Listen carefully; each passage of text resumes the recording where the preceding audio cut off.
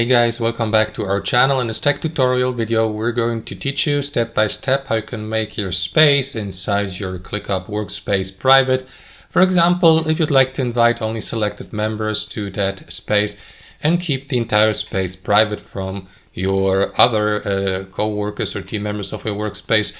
So this is how you can do it, guys. Head over to ClickUp, log into your account, select the workspace in the top left corner, and here in the left panel you will see a list called spaces with all of your associated spaces listed below. So let me go, for example, with that test space I created for demonstration purposes. So basically what you need to do is click on these three dots here to access its settings, and here simply select space settings, and after that choose all space settings here to the right.